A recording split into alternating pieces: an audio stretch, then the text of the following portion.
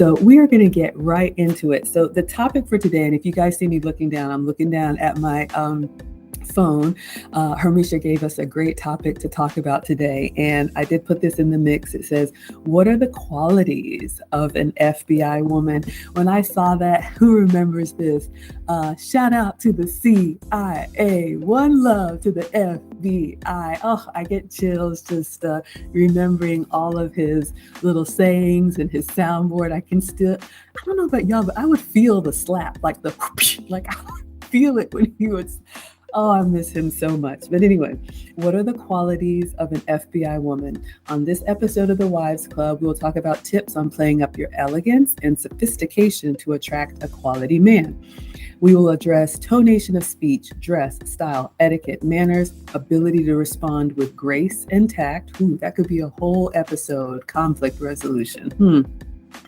Ability to read a room, and etc. Remember, Kevin said self-awareness is sexy. So Lynn and I are going to tag team back and forth. And again, if you guys have questions, or even if you're watching the replay, please put them in the chat or raise your hand. So FBI, I remember when Kevin used to say that, people were like, what's up with this FBI and CIA thing? But it was an acronym. I'm assuming if you're in this space, FBI is feminine, beautiful, and inspirational. Oh, goodness. So one of the things I always do before I come here is I ask my guy for his tips, right? His thoughts, because I have my own, but it's important that we listen to the men, right? They're the ones that we want them to buy what we're selling, right? Not literally, you know what I mean? So we'll just break it down, and I'll start with F for femininity. And there's been a lot of talk in these spaces about, our image, and Kevin was big on, Black men and Black women reclaiming our image. And unfortunately, we have a reputation for being, loud and masculine. You see us, you hear us before you see us coming. I know I've had to do a lot of work in that area, and I always give you guys some tangible things. But from my guy, I said, besides the obvious, what are some things that women can do to be more feminine, or what are the things that we do that take away from our femininity? And the answer he gave me was competing. Now, Kevin talked often about this. We need to compete, but we don't need to compete the way men do. So that braggadocious, leading with your accomplishments, leading with your wallet, talking about, I'm a PhD, I'm this, I'm that, I have my own this and that. Those are very masculine traits. And whether we realize it or not, when we do that, there's almost a primal response that a man has that they don't see you. I've talked about this in previous episodes. They don't see you as a woman that needs to be, protected. They see you as a challenge that needs to be met. So I know sometimes we think, okay, I'm going to come through the room and I'm going to tell you why I'm so great. That takes away from our femininity, the way that we can compete. Kevin talked about this often. Being competitive for the man that we want or the man that we have is something that we need to do every day, because they're always looking, and we do have competition whether or not we want to admit it. So being that warm, welcoming, soft place to fall, being what he needs. Remember, we talked about studying your man and competing in a way that makes him continue to choose you. And no matter what he sees out in the world or experiences out in the world, he always comes back to you. So that's one of the things that he said about being feminine. I've got my own thoughts, but kick off FBI about. Yeah, no, I think that is amazing, Maggie. You made a lot of great points. I love bringing it back to what Kevin mentioned very often, which was reclaiming our ethnic image, right? That's what these spaces are kind of for, right? So, these are the people that want to make a change. And, Kevin used to say this a lot too. I'm only interested in working with people that are motivated to make a change. So those of you that are watching, whether you're a man or a woman, chances are you're motivated to making a change, and reclaiming that ethnic image is so important. So if we know that there's a problem in, our culture, and we decide, I'm going to dress different, I'm going to appear differently, I'm going to have that comforting character. And guys, I have the notebook. I bought the notebook back from my conversations with Kevin, and I'm going to go back to that list of what makes a high value woman. 1, she's attractive and appealing. 2, she has a comforting character. 3, she's discerning and disciplined. 4, she's enthusiastic and exuberant. 5, she's loyal and liberating. When it comes to FBI, right, feminine, beautiful, and inspirational, I is a huge one. I think some of us can talk and learn about a little bit more, is how to be inspiring. I think you could tie that very well to his 5th pillar, which is loyal, being loyal and liberating. Being loyal, right? If someone has a goal, if your guy has a goal that he's hoping to accomplish, a great way to show loyalty is commitment to his goal too, right? Commitment to helping out with his, anything that he's working on in his life.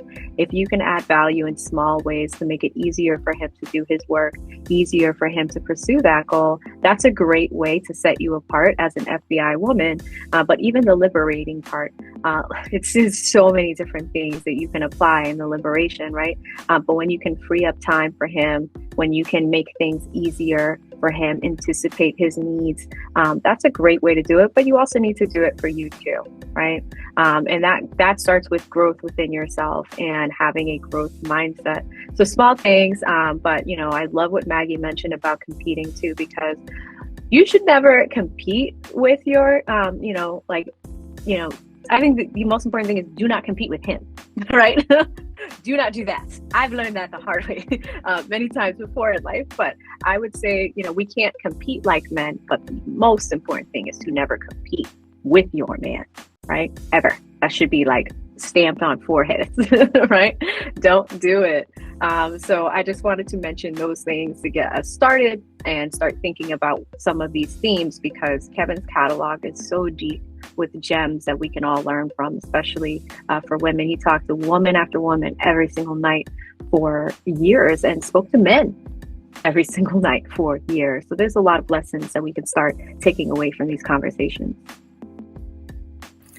Absolutely. I love that. Yes, don't ever compete with your man, but definitely compete for your man. And those are very, very different things. So I'm going to get to the inspirational. I'm going to just keep my mind on the acronym FBI. So for B for beauty. So beauty is in the eye of the beholder. It's something that's very subjective. Now, of course, there are some basic things that we can all make ourselves look better or worse by what we do. But when I asked my guy, about what's beautiful, there's a couple of things that he mentioned. A big part of it goes to studying your man and responding to what he likes. And we've talked about this in another episode. One of the things that puzzles my guy is why he's like, y'all aren't lesbians. Not that there's anything wrong with that, but why do you do this so that you can get that you go girl if your man doesn't like it? So if you look at a lot of what we do, and you guys can scour social media, when there's a woman that's maybe scantily clad or has on too much of everything, look at the comments. You're not going to see men or the caliber of men that we would want cheering her on. It's going to be women. Now, I'm not going to say there's anything dubious going on, and I do believe in, encouraging and empowering. But if you read the room, and we'll talk about this, and the only people cheering you on are the women that you don't want to be with anyway, maybe it's an opportunity to kind of say, hey, am I doing what I want just because I like it or because my girlfriends say I look good? That's fine. But if you're here to be with a man or keep the man that you have, if he compliments you on something, do more of that. And if he says, I don't like that, respond. It's not the end of the world. That would be my advice. Of course, if this is the hill you want to die on, go ahead, shave off one half side of your head. Good luck with that. So in the beauty space, we know that men prefer, they have said, I'm not a man, that they prefer something more natural. And that whole like natural thing. And he said, it's just, we want to know what we're getting. They don't want to be surprised. They don't want to be tricked, or they don't want to, think they're getting package A and then they get package B. So it is important for them to see us kind of in our everyday state, which is natural. I know I live a regular life. I'm not red carpet ready, but I try to be presentable every day. The last thing that I'll say about the beauty aspect that he mentioned to me, if you're doing something that you know, as far as your appearance, that you wouldn't want his mother, your mother, or if he had a daughter, his daughter to copy, just stop it. Just don't do that. You know, think about when we insert ourselves into their lives, it's not just, okay, this is what I like. Is this something that we would be proud for others to see us, you know, doing, or for, you know, the children that we have or he has to emulate? So I just wanted to share that little piece about beauty because it is so subjective. So Oh, that's so great, Maggie. Lots of gems there. Because the other thing that I think can shine with beauty, it's not just what you see on the outside, right? We all look how we look, and you often heard Kevin say, you know, how would you rate yourself? Fresh face out the shower, right? And one thing that really reminds me of that, something I started doing this year, especially as a future wife, right, is not wearing as much makeup. Like I'm not wearing any right now, you know, and getting comfortable with that and getting comfortable with him, especially in the early stages, seeing you in that state. I've started to see folks actually give me more compliments when I'm not wearing makeup versus when I am, right? And Maggie made such a great point, because when I am wearing makeup, do you know who compliments me? Women, right? Women. They're just like, oh, your eyeshadow looks great. Or where did you buy that product? Things like that. What are you wearing on your cheeks today? Like I get that from women, but the majority of times, like when I'm not wearing makeup, those compliments come from men, you know, so that's something to think about. But another thing that came to mind when Maggie was mentioning this is beauty is beyond just the surface level. It's also how you are as a person on the inside. What is your level of generosity like? How do you show that on a day-to-day basis, not only in relationships with men, but in your friendships, in your work relationships, with your family members? These are all traits that kind of contribute to that. Because sometimes when our men think about, you know, at the end of the day, who are the type of women we pick, those women typically have beautiful character traits that are not just skin, you know, outside looking. They're more internal, right? And those are the women that they tend to marry, the ones that they hang on to. It's the ones that set themselves apart by having beautiful character traits. So we can think about image all day, but when we talk about FBI, I think it's beyond surface level. It's also who you are as a person too. So if you can start to think about how you can be that nurturing wife in the future, or if you're in a current relationship, how you can bring those beautiful character traits forward as well as you're out there getting to know people, or if you are in the relationship day to day, and how you can improve and enhance the experience for your guy and for your family. I love that. I absolutely love that. And I want to come about the makeup. I'm not wearing any makeup either. I do like a red lip and red polish. That's just kind of, it offsets my teacher vibe with the glasses. But this is me, you know, every day. And of course, I can get dolled up and do all of that. But is that realistic for the way that I live my life? No, you know, I'm a mom. My thing is I try to go from the carpool to the kitchen. That is my my style. So I always want to be presentable. But when we talk about what we do in beauty sense, whether it's hair or nails or lashes or skin or, you know, dresses, and we're only getting accolades from women, that social media is a big part of it. So I would just offer this. We all love, women crave attention. That's just who we are. But I just want to offer, especially for younger ladies, you know, what Evelyn said about when she has a lot of makeup on, and she looks beautiful without makeup. I think, you know, there's beauty in many forms, but she gets more compliments when she's more natural and plain faced from the men, and more compliments when she's, you know, dolled up or beat to the gods from the women. So if you are going to be that salmon that kind of swims upstream to separate yourself, separation is sexy, be ready for not only less compliments and maybe even some negative. Like, why I've had comments about, wearing my natural hair, and this is just me personally, and I'm okay with it. But if you're going to make that change, just know that for every 10 compliments you may get from women, there may only be one compliment or none from a man, because they're probably not going to pour it on you that way. But if they respond well to that, at the end of the day, that's what counts. Because like Kevin always used to say, where do you want to be when you're 40 and 50 and 60?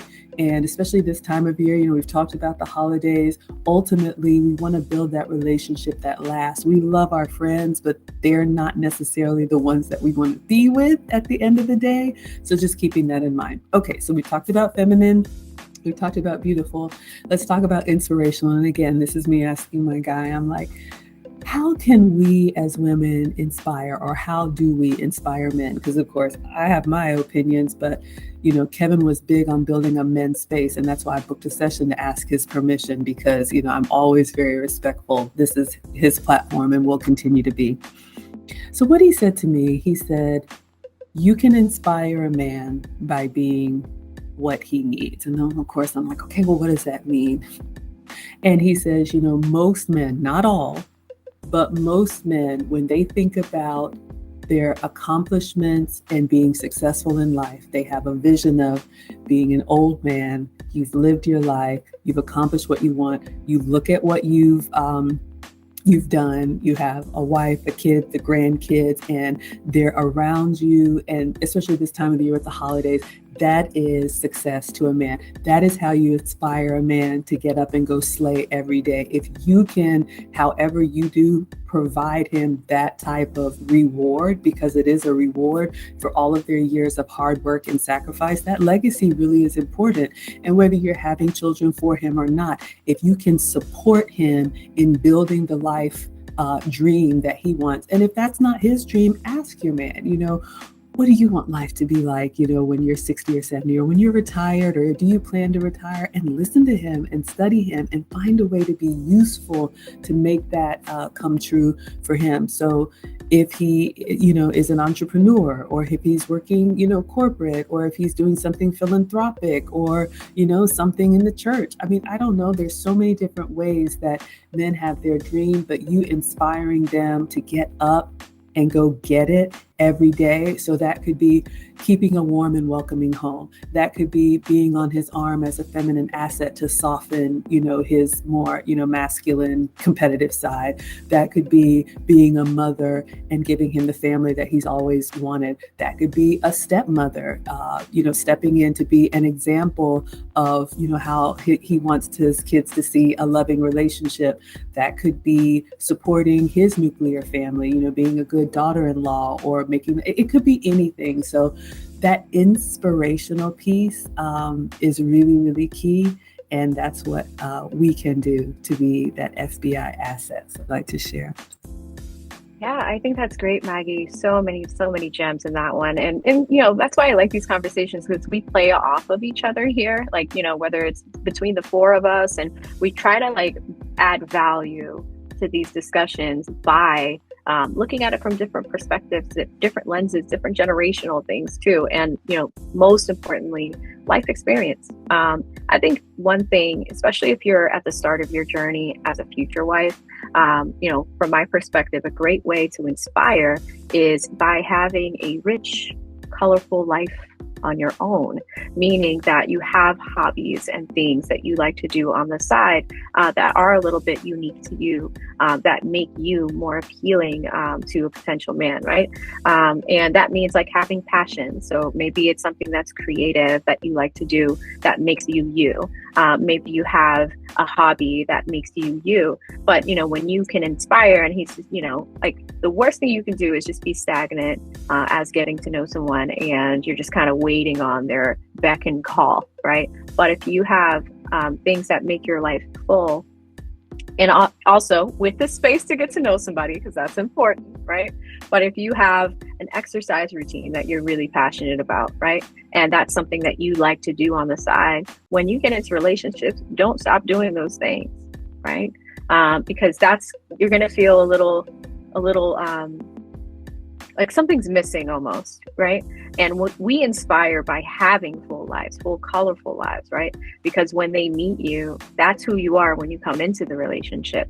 And inspiring them by, kind of showing, hey, I've got this networking thing this weekend, I'm working on this weekend, having that full plate, that inspires them to keep going too. So when you do come together, you have much more to talk about, much more to catch up on, and you have stories and things to talk about. We also, I think last week we talked about being a good conversationalist during the holidays. Sometimes, relationships are lifelong conversations. And by having a full life and things that you work on the side, you're able to bring more to discussions and have a much rich discussion with your guy. So just from a future wife perspective, I think that's a great way to inspire. But also, I love what Maggie said about being who he needs, right? Because there are typical things that he will find attractive about you very early on. And if you can look at ways to be that person where it's just like two worlds collide, and you can add value to him by studying him, looking at where there are some gaps. How can you make things easier? We talk about that almost every week. How can you make things easier? That's when you become indispensable, and you inspire more for him to. He's just like, oh, this is great, I want more of that. And then it's just like, before you know it, you're going to see him kind of look for you to do more of those things, because they get used to it. So I do think from a future wife's perspective, whether you're starting out or whether you're just getting into a relationship, those two things are great ways to inspire men.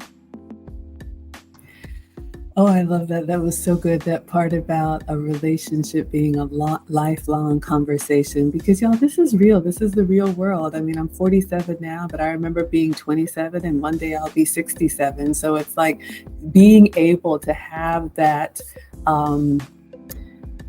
uniqueness, but that brings you together in a way that builds each other up. That is so, so true. I mean, we definitely support men here, and, customizing ourselves for our men 100%. But if there is something that you are passionate about, remember Kevin always, he had the mannequins behind him, but he always used to talk about women being a muse. And, there's certain things that get me really excited. If I go, y'all know I'm a big foodie, but if I go to a new restaurant or do a cooking class or whatever, my guy's not interested in any of that, but he loves the way I light up. And I'm like, ooh, let me tell you all about it, if it's a good time for him or if he asks.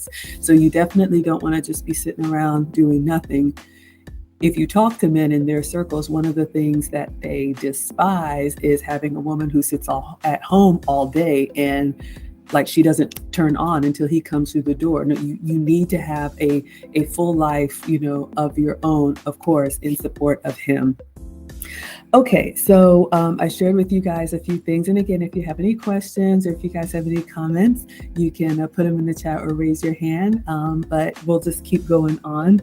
So I'm just looking at the notes that Hermisha left for me because I want to make sure I cover everything for you all. So I want to give you guys some tangible things. She said, we want to talk about tips on playing up your elegance and sophistication to attract a quality man. Now, I will tell you all, I have very little dating experience. I had a high school boyfriend, a college boyfriend, and then that's it. Circle back. So I don't really have a lot of dating experience. So I want to be honest with you guys, because Kevin always used to put like married women like, hey, you haven't been in the game. So I can't really tell you about, the dropping the handkerchief and getting his attention.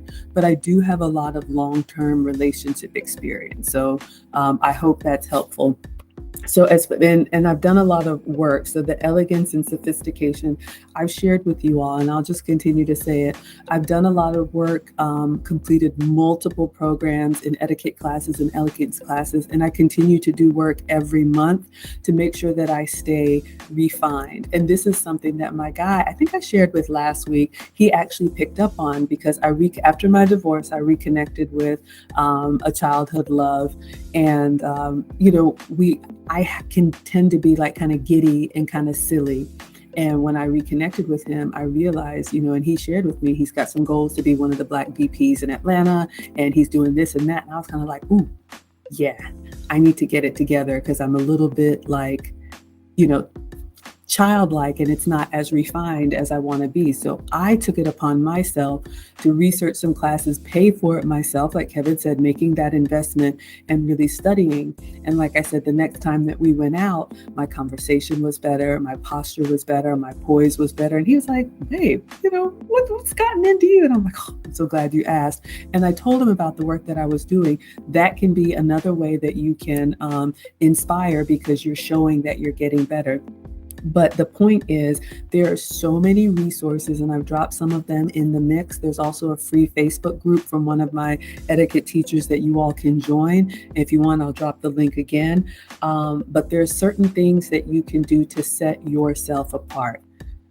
We don't have to look far, unfortunately, in our community to see some stereotypes that are not becoming to us. And that is not us. And the reason why I'm here, I'm going to be honest with you guys, I could be one of those women that's just staying back in my cul-de-sac, living my quiet life, and I'm not bothering anybody, so don't bother me.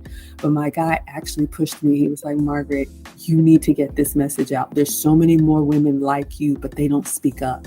And you know who is speaking up? The loud, the ratchet, the ones that are not us. And unfortunately, they are leading the charge with our image. So this is my little way. And that's why I reached out to Kevin to say, I think, I have something to offer. So I'm so grateful that you all are here. When it comes to the elegance and sophistication, there are some simple things, and you all can find so many resources on YouTube. One of the things I've shared with you all, I was told, I shout when I talk, and I didn't realize that, but we're just so used to being big and loud, and it's not becoming. It's actually very masculine, not interrupting a man when he's speaking, carrying yourself like a lady. One of the things I had to work on is my gestures. I'm a boy mom. I have 2 teenagers. I've had to break up fights and I hate it, but it kind of put like this roughness on me. Like I didn't even realize if I open the door, I open it hard or slam a cabinet or whatever, not intentional, but in the work that I've done, in the study that I've done, I've realized that there's those little subtle things that don't bring the softness of a woman. And so those are the types of things that I work on and have worked on to get better.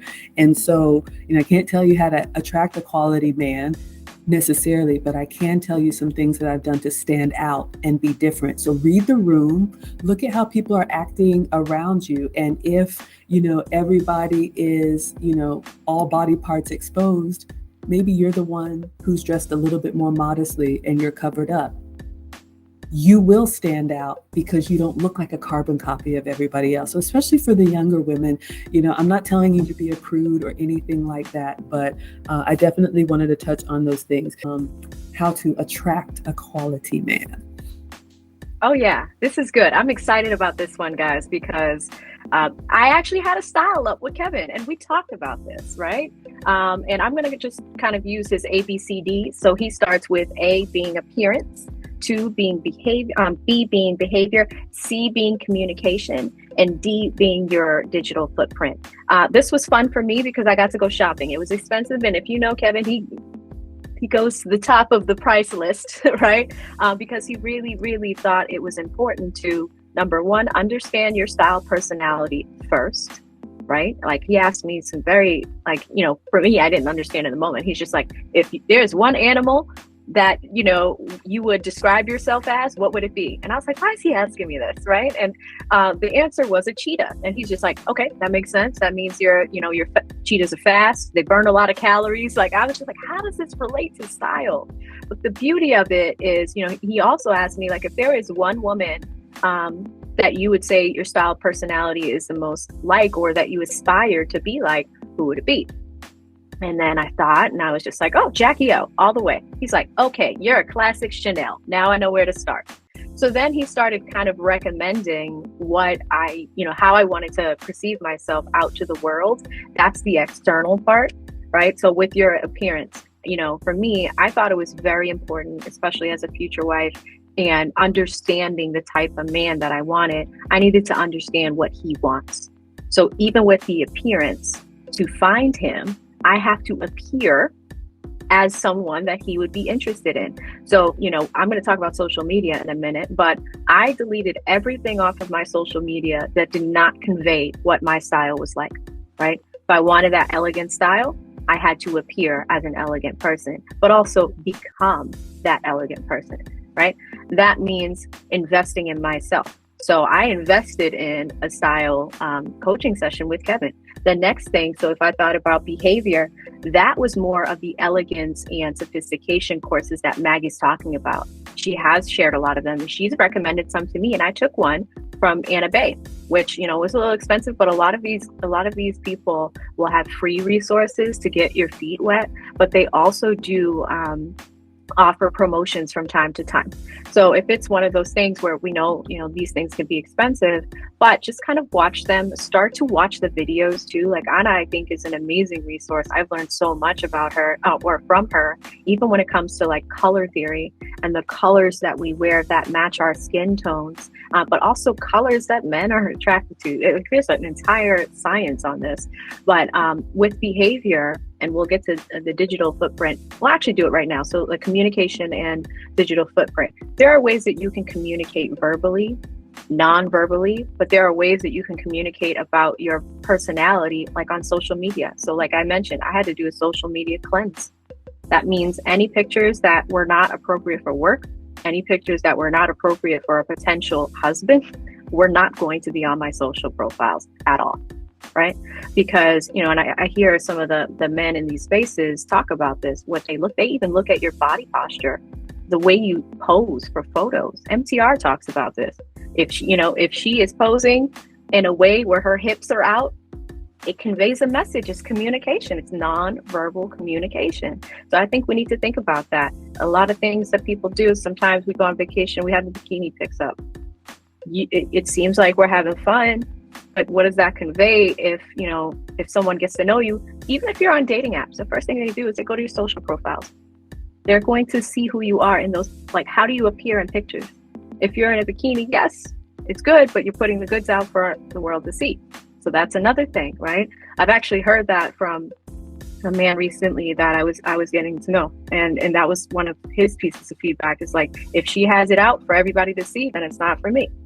Right? So that's important to realize, because there's so many ways that we can communicate verbally, non-verbally, and, you know, even with our mannerisms. You know, I had one friend years ago when I first got into corporate America, and they noticed, and it was a silly thing that I used to do. Sometimes I want to emphasize things. I used to clap when I spoke, right? And it was like the worst habit I had. And I was very young when this was pointed out to me, probably like 21, 22.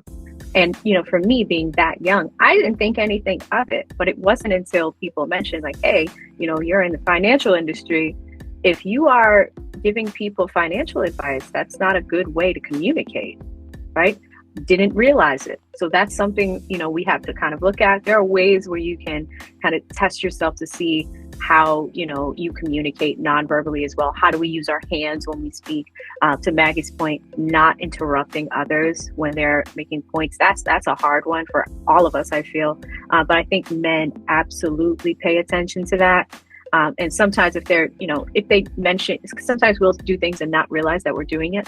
If you're ever in a conversation with a man, whether it's a work colleague, a friend, a family member, or someone you're dating, if they ever say, let me jump in here, or if they, let them do it.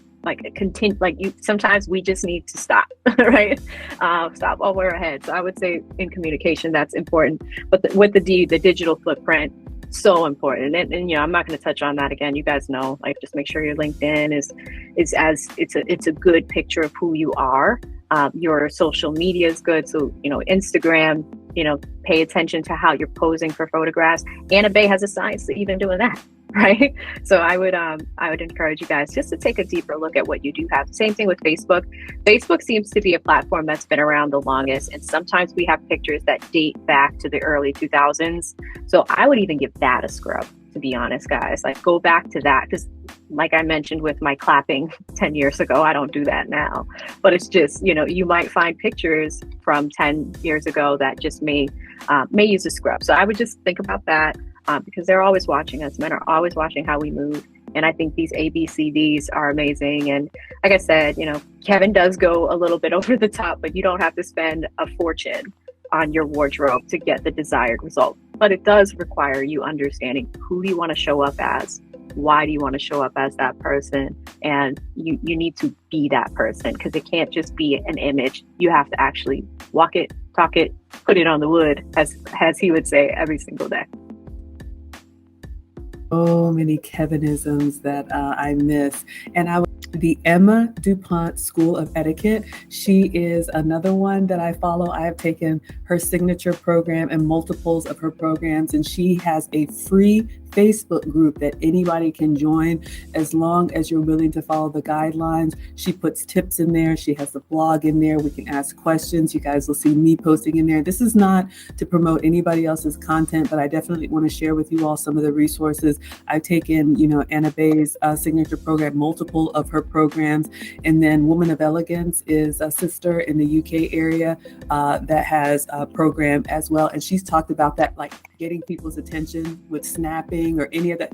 There's just some things that we do that I'm not going to make any excuses for them if they're, learned behavior or culture or whatever. It just is not becoming. And you all hear me say all the time, whether you are a current wife or whether you are formerly married, currently married, or want to be married, I do believe that we need to conduct ourselves as wives. And that's why you'll hear us say, I'm a former wife, I'm a future wife, I'm a current wife.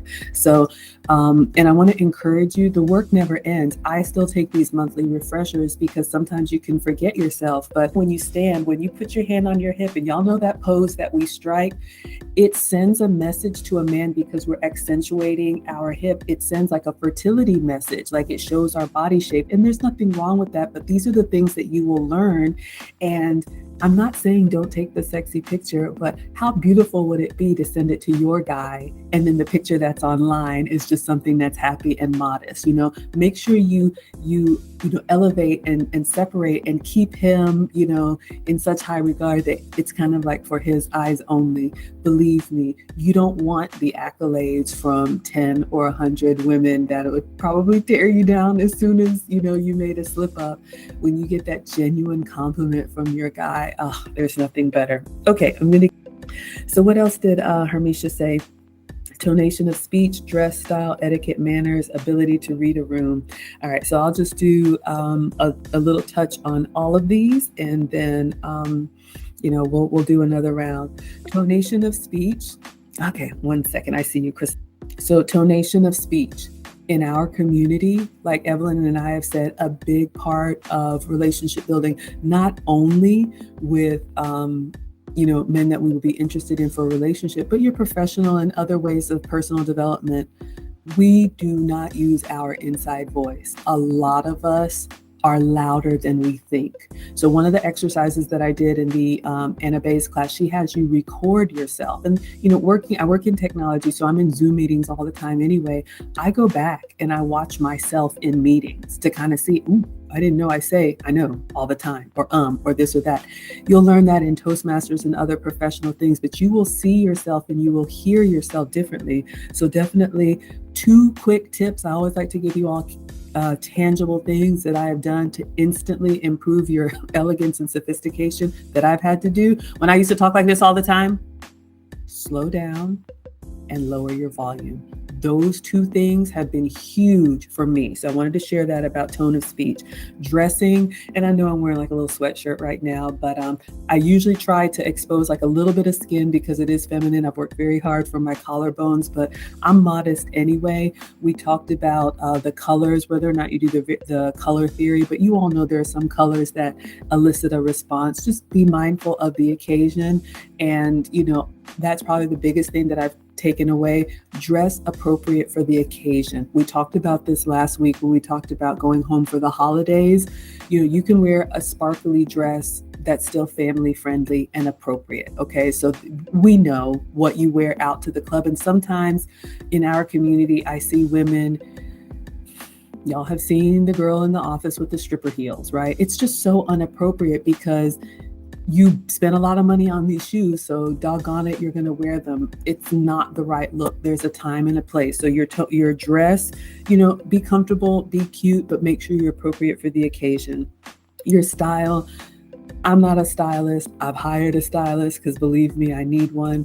But there are so many professionals that you can hire, or even free resources, or what do they call them, like mood boards or lookbooks. There are whole like Instagram profiles. Anna Bay teaches this. You can put in like classic elegance or whatever, and you can just swipe through and get inspiration for different outfits to put together. If you're more of a fashionista or something, there's all of those resources. There's nothing wrong with being a copycat. You know, if there's something that you see that some woman in, you know, I don't know, Eastern Russia has on, and you think, oh my gosh, that would be incredible, I'll try and put that, you know, together for me, so you can get inspiration.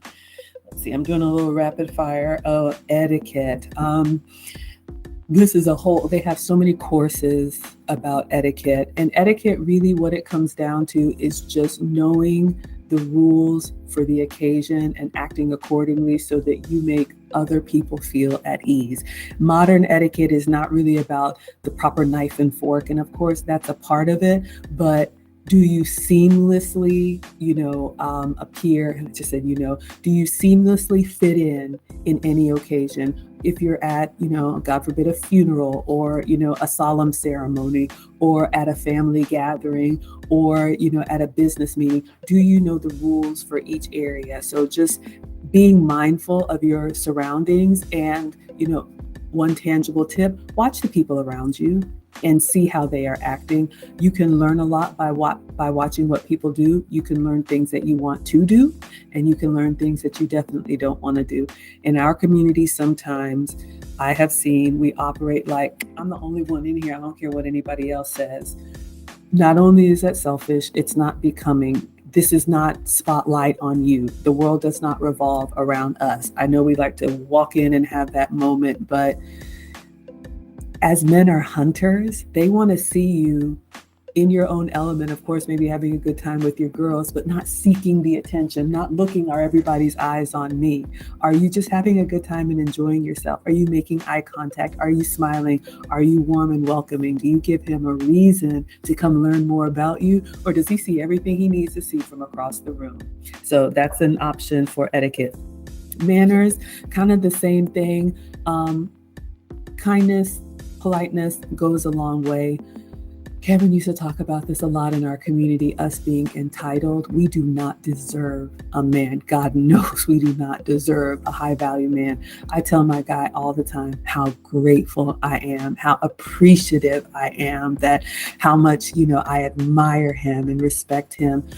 Just being, we tell our kids, right? The please and the thank yous, even as grown adults, it goes a long way, because I am so passionate about this. Our men don't get it, and they need it from us. So that's with manners. Halfway there. Ability to respond with grace and tact. I think we're going to do a whole episode on conflict resolution. Life is real. People get fired up about different things. If you're going to survive 20, 30, 50 years, you've got to be able to kind of take the darts and catch them and respond in love. I am not saying anybody needs to be a punching bag.